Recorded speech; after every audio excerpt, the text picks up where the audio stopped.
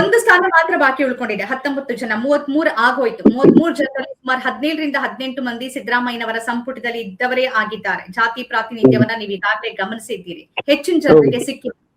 ನಾನು ಆಗ್ಲೇ ಹೇಳ್ದಂಗೆ SC ST ಜೊತೆಗೆ ಒಕ್ಕಲಿಗ ಮತ್ತು ಲಿಂಗಾಯತ ಆ ಕೋಟವನ್ನು ನೋಡಿದ್ರೆ ಬಹುತೇಕ ತುಂಬಿದೆ ಅಂತ ಅನ್ಸುತ್ತೆ. ಉಳಿದಿದ್ ನೋಡ್ತಾ ಇದ್ರೆ ಇದೇನ ಸಾಮಾಜಿಕ ನ್ಯಾಯ ಕಾಂಗ್ರೆಸ್ನದ್ದು ಅನ್ನೋ ಪ್ರಶ್ನೆ ಇದೆ. ತಾವು ಮೊದಲಿಗೆ ಗುರುತಿಸುವ ಅಂಶಗಳು ಯಾವುದು? ಈಗ ಸಿದ್ದರಾಮಯ್ಯ ಅವರು ಅಧಿಕಾರಕ್ಕೆ ಬಂದಾಗ ಇದ್ದಂತಹ ಒಂದು ಕಾಂಗ್ರೆಸ್ಸಿನ ಫಾರ್ಮೇಶನ್ ಆಫ್ ಪವರ್ ಸ್ಟ್ರಕ್ಚರ್ ಏನಿತ್ತು ಅಂತ ಹೇಳಿದ್ರೆ, ಅಹಿಂದ ಬಹಳ ಮುಖ್ಯವಾದಂತಹ ವೋಟ್ ಬ್ಯಾಂಕ್ ಕಾಂಗ್ರೆಸ್ ಇದ್ದು, ಆದ್ರಿಂದ ಅಹಿಂದಕ್ಕೆ ಪ್ರಾತಿನಿಧ್ಯಕ್ಕೆ ನಾವು ಕೊಡ್ಬೇಕಾಗತ್ತೆ ಅಂತ.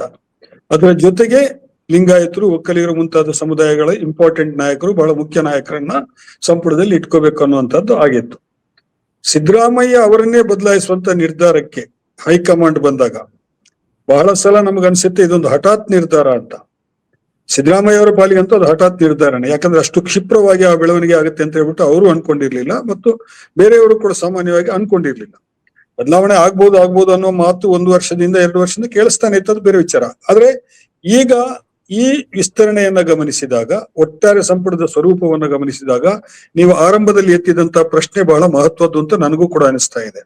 ಇದು ತನ್ನ ಅಹಿಂದ ಸ್ವರೂಪವನ್ನ ಬಿಟ್ಟುಕೊಟ್ಟು ಈ ಸರ್ಕಾರ ಬೇರೆ ರೀತಿಯ ಸ್ವರೂಪವನ್ನು ಪಡೆದುಕೊಳ್ತಾ ಇದೆಯಾ ಅನ್ನುವಂತಹ ಒಂದು ಪ್ರಶ್ನೆ ಈಗ ಬರ್ತಾ ಇದೆ. ಈಗ ಅದು ಮೈನಾರಿಟಿ ಇದಕ್ಕೆ ಸಂಬಂಧಿಸಿ ಇದೆ, ಇತರ ಹಿಂದುಳಿದ ವರ್ಗಗಳು, ಮೈನಾರಿಟಿ ಕೂಡ ಹಿಂದುಳಿದ ವರ್ಗಗಳಲ್ಲಿ ಬರುತ್ತೆ. ಅದನ್ನ ಹೊರತುಪಡಿಸಿದ ಹಿಂದುಳಿದ ವರ್ಗಗಳಲ್ಲೂ, ಅದರಲ್ಲೂ ಬಹಳ ಮೈನ್ಯೂಟ್ ಆದಂತಹ ಕಾಸ್ಟ್ಗಳು, ಬಹಳ ಕಡಿಮೆ ಜನಸಂಖ್ಯೆ ಇರುವಂತಹವರು, ಆಮೇಲೆ ಬೇರೆ ಬೇರೆ ರೀತಿಯಲ್ಲಿ ಸಮಾಜಕ್ಕೆ ಪಕ್ಷಕ್ಕೆ ಕಾಂಟ್ರಿಬ್ಯೂಷನ್ ಕೊಟ್ಟಿರುವಂತಹವರು, ಇವರೆಲ್ಲರನ್ನು ಕೂಡ ಗಮನಿಸಿದಾಗ ಇದು ಅಹಿಂದದ ಸ್ವರೂಪವನ್ನ ನಿಧಾನಕ್ಕೆ ಕಳೆದುಕೊಂಡಿದೆ. ಇದು ಎಲ್ಲರನ್ನೂ ಪೀಸ್ ಮಾಡಿ ನಾವು ಅಧಿಕಾರಕ್ಕೆ ಬರಬೇಕು. ಅದರಲ್ಲೂ ಬಹಳ ಮುಖ್ಯವಾಗಿ ಮೇಲ್ವರ್ಗದ ಅಂತ ನಾವು ಏನು ಪರಿಗಣಿಸ್ತಾ ಇದ್ದೀವಿ ಇವತ್ತು.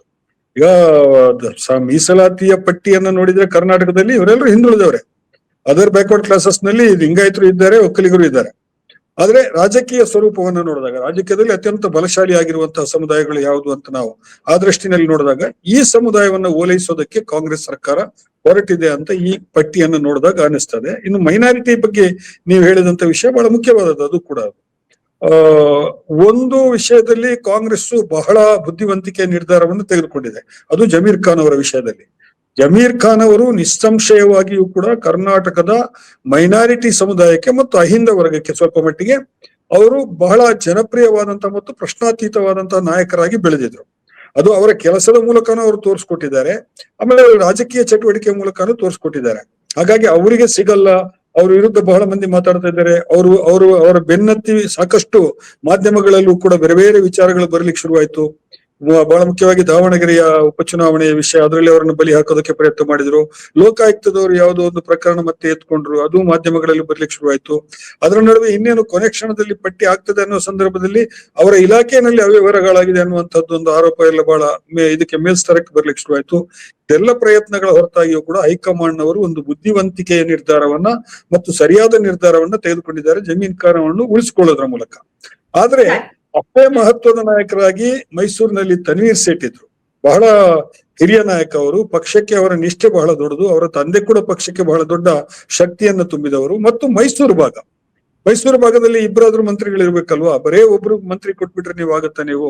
ಅದು ಒಂದು. ಎರಡನೇದು, ಅವರನ್ನ ತನ್ವೀರ್ ಸೇಠ್ ಅವರ ಹಿರಿತನ ಮತ್ತು ಅವರ ಅನುಭವದ ಹಿನ್ನೆಲೆಯಲ್ಲಿ ಮತ್ತು ಅವರ ವ್ಯಕ್ತಿತ್ವದ ಹಿನ್ನೆಲೆಯಲ್ಲಿ ಕೂಡ ಅವರನ್ನು ಕೂಡ ಸೇರ್ಸ್ಕೋಬೇಕಾಗಿತ್ತು. 4 ಮಂದಿ ಸಹಜವಾಗಿ ಕ್ಯಾಬಿನೆಟ್ ನಲ್ಲಿ ಇರ್ಬೇಕಾಗಿತ್ತು. ಅದು ಯಾಕಂತ ಹೇಳಿದ್ರೆ 80 ಲಕ್ಷ ಜನಸಂಖ್ಯೆ ಇರುವಂತದ್ದು ಮಾತ್ರ ಅಲ್ಲ, ಇಲ್ಲಿ ಜನಸಂಖ್ಯೆ ಮಾತ್ರ ಮುಖ್ಯ ಅಲ್ಲ.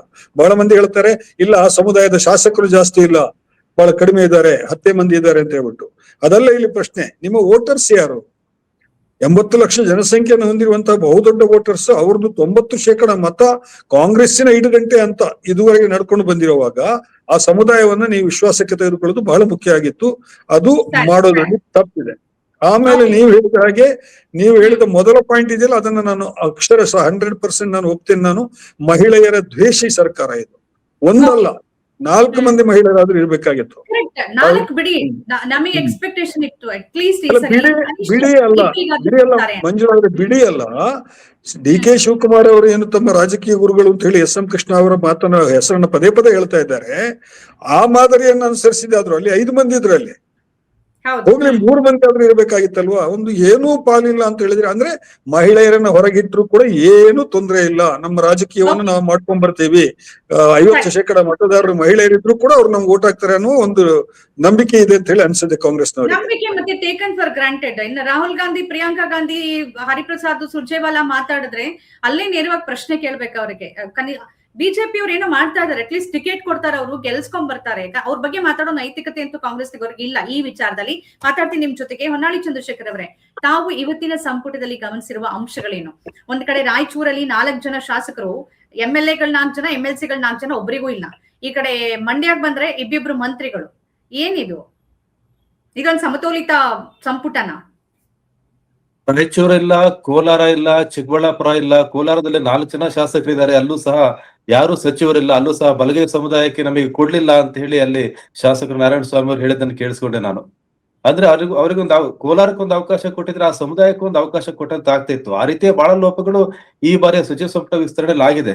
ಮಹಿಳೆಯರಿಗೆ ಕೊಡ್ಬೇಕು ಅಂತ ಒಂದು ಪ್ರಯತ್ನ ಮಾಡಿದ್ರು ಗಾಯತ್ರಿ ಶಾಂತೇಗೌಡ. ಬಹುಶಃ ಟೆಕ್ನಿಕಲ್ ಪ್ರಾಬ್ಲಮ್ ಅದು. ಅವ್ರಿನ್ನು ವಿಧಾನ ಪರಿಷತ್ ಶಾಸಕರಾಗಿಯೇ ಪ್ರಮಾಣ ವಚನ ಸ್ವೀಕರಿಸದ ಕಾರಣ ಬಹುಶಃ ಅವರು ಇವತ್ತು ಸಂಪುಟ ಸಚಿವರಾಗಿ ಸೇರ್ಪಡೆ ಆಗ್ಲಿಲ್ಲ ಅಂತ ಅನ್ಸುತ್ತೆ. ಬಹುಶಃ ಇದೇ ಕಾರಣ ಇರ್ಬೋದು, ಅಥವಾ ಮತ್ತೆ ಬೇರೆ ಯಾವ ಕಾರಣಗಳು ಕಾಣ್ತಾ ಇಲ್ಲ. ಬಹುಶಃ ಮಹಿಳೆ ಒಬ್ಬರನ್ನು ಸೇರಿಸ್ಕೋತಾರೆ.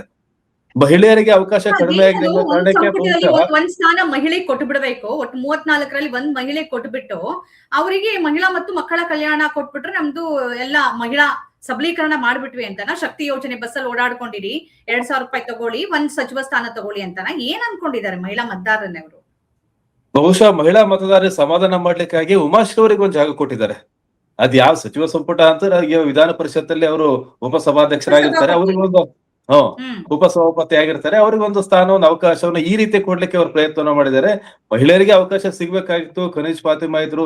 ಈಗ ಮುಸ್ಲಿಂ ಶಾಸಕರಿಗೆ ಸಚಿವ ಸ್ಥಾನವನ್ನು ಕೊಡ್ತೀವಿ ಅಂತ ಹೇಳಿದಾಗ ಕನೀಶ್ ಫಾತಿಮಾ ಅವರಿಗೂ ಸಹ ಪರಿಗಣಿಸಬಹುದಾಗಿತ್ತಲ್ಲಿ. ಹಾಗಾಗಿ ಮಹಿಳೆಯರಿಗೆ ಅವಕಾಶವನ್ನು ಕೊಡ್ಬೇಕಾಗಿತ್ತು. ಕನಿಷ್ಠ ಒಂದು 2-3 ಆದ್ರೂ ಕೊಡ್ಬೇಕಾಗಿತ್ತು ಅನ್ನೋದ್ರ ಬಗ್ಗೆ ನಂದು ಸಹ ಬೆಂಬಲ ಇದೆ. ಯಾಕಂದ್ರೆ ಮಹಿಳಾ ಮತದಾರರು ನಂಬ್ತಾರೆ.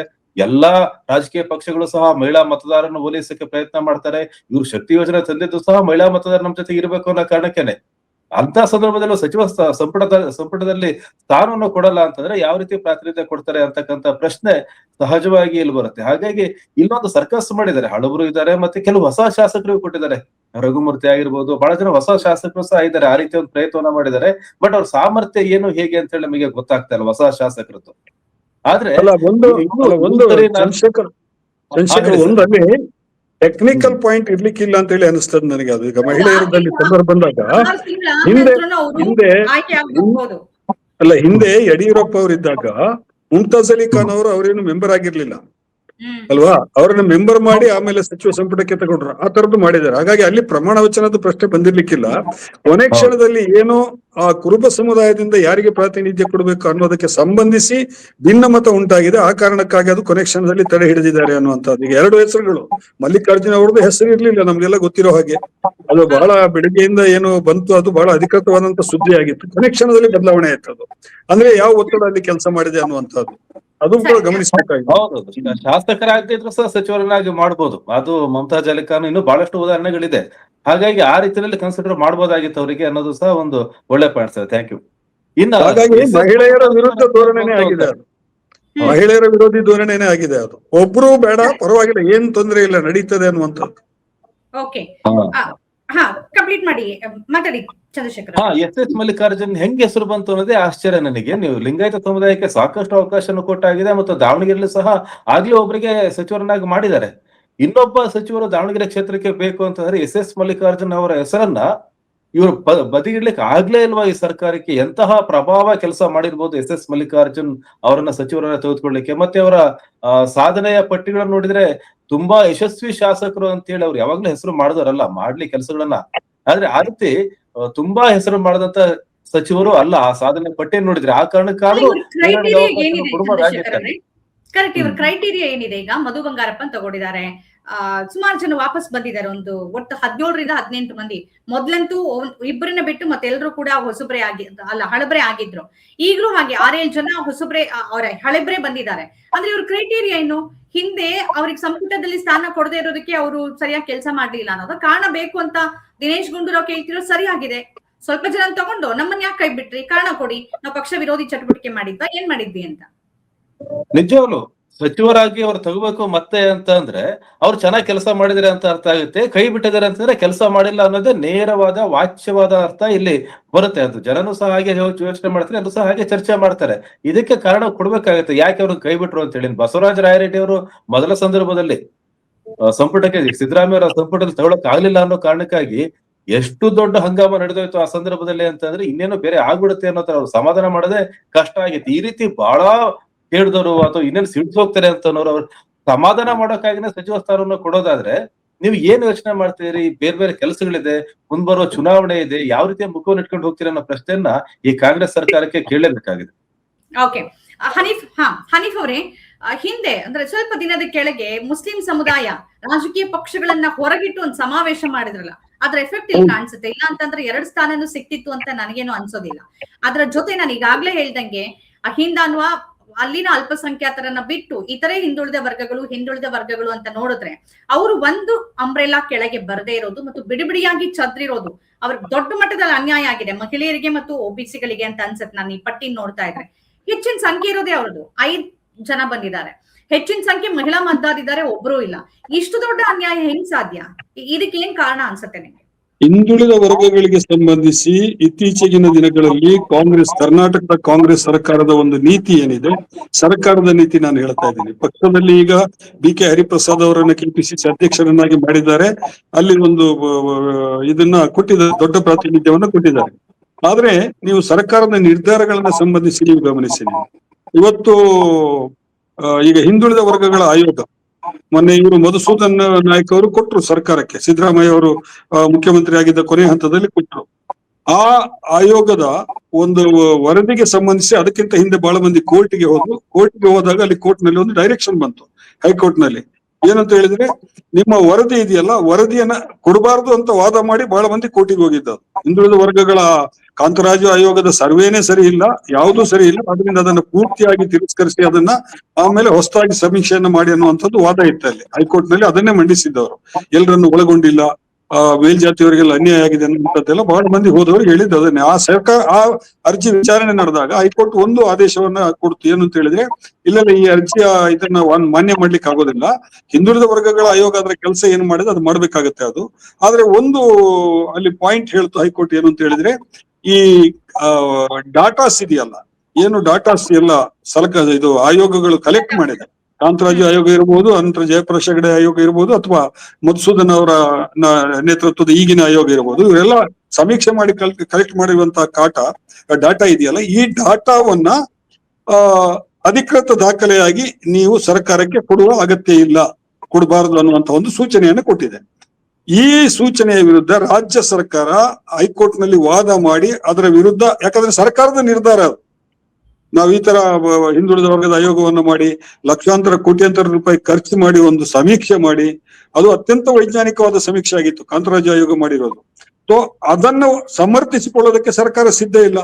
ಕಳೆದ 3 ಹಿಯರಿಂಗ್ ನಲ್ಲಿ ಸರ್ಕಾರದ ವಕೀಲರು ಆಬ್ಸೆಂಟ್ ಆಗಿದ್ದಾರೆ. ಅದನ್ನ ಫ್ರಿಡ್ಜ್ಗೆ, ಶೈತ್ಯಾಗಾರಕ್ಕೆ ಅದನ್ನ ತಲುಪಿಸೋದಕ್ಕೆ ಎಲ್ಲ ಪ್ರಯತ್ನಗಳನ್ನ ಮಾಡ್ತಾ ಇದ್ದಾರೆ. ನೀವು ವ್ಯಕ್ತಿಗಳನ್ನ ಬಿಟ್ಬಿಡಿ, ಹಿಂದುಳಿದ ವರ್ಗದ ಇಂಥ ನಾಯಕರು ಬರ್ಬೇಕಾಗಿತ್ತು, ಇಷ್ಟು ಮಂದಿ ಬರ್ಬೇಕಾಗಿತ್ತು, ಅದು ಬಿಟ್ಬಿಡಿ. ಹಿಂದುಳಿದ ವರ್ಗಕ್ಕೆ ಸಂಬಂಧಿಸಿದ ನೀತಿ ಏನಿದೆ ನಿಮ್ ಸರ್ಕಾರದ್ದು, ಅದನ್ನು ಕೂಡ ನೀವು, ಜಾತಿ ಗಣತಿ ಹಾಗೆ ಹಳ್ಳ ಹಿಡಿದಾಗೆ ಆಗಿದೆ. ಈಗ ಜಾತಿ ಗಣತಿ ಬಗ್ಗೆ ಯಾರು ಈಗ ಮಾತಾಡ್ತಾ ಇಲ್ಲ. ಇನ್ನೊಂದು ಸಮೀಕ್ಷೆ ಏನೋ ಮಾಡಿದ್ವಿ, ಎಡಿಷನಲ್ ಆಗಿ, ಅದು ಏನಾಯ್ತು ಅನ್ನೋದು ಗೊತ್ತಿಲ್ಲ ಅದು. ಆಮೇಲೆ ಕೋರ್ಟ್ ನಲ್ಲಿ ಈ ತರ ಸರ್ಕಾರ ಆಟ ಆಡ್ತಾ ಇದೆ. ಮುಸ್ಲಿಮರಿಗೆ ಸಂಬಂಧಿಸಿದ 4% ಮೀಸಲಾತಿದ್ದು ಒಂದು ಸಣ್ಣ ಕೆಲಸ ಅದು. ಏನು ಅಂತ ಹೇಳಿದ್ರೆ, ನಮ್ಮ ಹಿಂದಿನ ನೀತಿಯನ್ನ ನಾವು ಮುಂದುವರಿಸ್ತೇವೆ, ನಡುವೆ ಬಂದಂತ ಸರ್ಕಾರ ಏನು ಆ ನೀತಿಯನ್ನ ಬದಲಾವಣೆ ಮಾಡಿದೆ ಅದನ್ನ ನಾವು ಒಪ್ಪೋದಿಲ್ಲ. ನಾವು ಹಿಂದಿನ ನೀತಿಯನ್ನೇ, OBC ನಲ್ಲಿ ಲಿಂಗಾಯತರು ಒಕ್ಕಲಿಗರು ಎಲ್ಲರೂ ಸೇರಿ ಆ ವರ್ಗೀಕರಣ ಆಗಿತ್ತು. ಅದು category 1, 2A, 2B, 3A, 3B ಅಲ್ಲ, ಅದನ್ನೇ ನಾವು ಮುಂದುವರಿಸ್ತೇವೆ ಅಂತ ಒಂದು ಅಫಿಡಾವಿಟ್ ಕೊಟ್ರೆ ಅಲ್ಲಿ ಸುಪ್ರೀಂ ಕೋರ್ಟ್ ನಲ್ಲಿ ಇರುವಂತಹ ಅರ್ಜಿ ತನ್ನಿಂತಾನೇ ಹೋಗ್ಬಿಡುತ್ತೆ, ಅದಲ್ಲಿ ಮುಂದುವರಿತದೆ. ಇದು ಅದನ್ನು ಕೂಡ ಮಾಡ್ಲಿಲ್ಲ. ಅಂದ್ರೆ ನಿಮ್ಮ ನೀತಿ ನಿರೂಪಣೆ ಇದೆಯಲ್ಲ ಸರ್ಕಾರದ್ದು, ನೀವೇನು ಹೇಳ್ತಾ ಇದ್ದೀರಿ ಚುನಾವಣೆಯಲ್ಲಿ, ಹೊರಗಡೆ ಬಹಿರಂಗ ಸಭೆಗಳಲ್ಲಿ ಏನ್ ಹೇಳ್ತಾ ಇದ್ದೀರಿ, ಅದು ಸರ್ಕಾರದ ಮಟ್ಟದಲ್ಲಿ ಆಗ್ತಾ ಇಲ್ಲ. ಮತ್ತು ಸರ್ಕಾರನೇ ಇದನ್ನ ಶೈತ್ಯಾಗಾರಕ್ಕೆ ಹಾಕೋದಕ್ಕೆ ಬಹಳ ವ್ಯವಸ್ಥಿತವಾಗಿ ಮಾಡ್ತಾ ಇದೆ ಅನ್ನೋದು ನಮ್ಗೆ ಕಾಣಿಸ್ತಾ ಇದೆ. ಸೊ ಈ ಹಿನ್ನೆಲೆಯಲ್ಲಿ ನಾನು ಈಗ ಈ ಸಂಪುಟದ ಪ್ರಾತಿನಿಧ್ಯವನ್ನು ಕೂಡ ನಾನು ಗಮನಿಸ್ತಾ ಇದ್ದೀನಿ. ನಾನು ಹಿಂದುಳಿದ ವರ್ಗದವರಿಗೆ ಯಾಕೆ ಕಡಿಮೆ ಬೀಳ್ತಾ ಇದೆ, ಪ್ರಬಲ ಸಮುದಾಯಗಳಿಗೆ ಯಾಕೆ ಹೆಚ್ಚಿನ ಮಣೆ ಹಾಕ್ತಾ ಇದೆ ಸರ್ಕಾರ, ಈ ಹಿನ್ನೆಲೆಯಲ್ಲಿ ನಾನು ಗಮನಿಸ್ತಾ ಇದ್ದೀನಿ. ಹಾಗಾಗಿ ಬಹಳ ಮುಖ್ಯವಾದಂತ ಪ್ರಶ್ನೆ ಇದು. ನಮ್ಮ ಕಾರ್ಯಕ್ರಮಗಳನ್ನ ನೀವು ನೋಡ್ತಾ ಇದ್ರೆ ನಮ್ಮ ಚಾನೆಲ್ ಅನ್ನ ಸಬ್ಸ್ಕ್ರೈಬ್ ಮಾಡಿ, ಪಕ್ಕದ ಬೆಲ್ ಐಕನ್ ಒತ್ತಿ ನಮ್ಮನ್ನ ಬೆಂಬಲಿಸಿ. ಹಾಗೆ ನಮ್ಮ ಕಾರ್ಯಕ್ರಮಗಳನ್ನ ಲೈಕ್ ಮಾಡಿ, ಕಮೆಂಟ್ ಮಾಡಿ, ಅದನ್ನ ಬೇರೆಯವರಿಗೂ ವಾಟ್ಸ್ಆಪ್ ಮೂಲಕ ಶೇರ್ ಮಾಡಿ. ನೀವು ಹೀಗೆ ಮಾಡಿದಾಗ ನಮ್ಮ ಚಾನೆಲ್ ಇನ್ನಷ್ಟು ಮತ್ತಷ್ಟು ಜನರಿಗೆ ತಲುಪಲು ನೀವು ನಮ್ಮೊಂದಿಗೆ ಸಹಕರಿಸಿದ ಹಾಗಾಗುತ್ತೆ. ಇದು ನೀವು ಯಾವುದೇ ಖರ್ಚಿಲ್ಲದೆ ಕೆಲವೇ ಸೆಕೆಂಡುಗಳಲ್ಲಿ ನೀಡಬಹುದಾದ ಸಹಕಾರ. ಧನ್ಯವಾದಗಳು.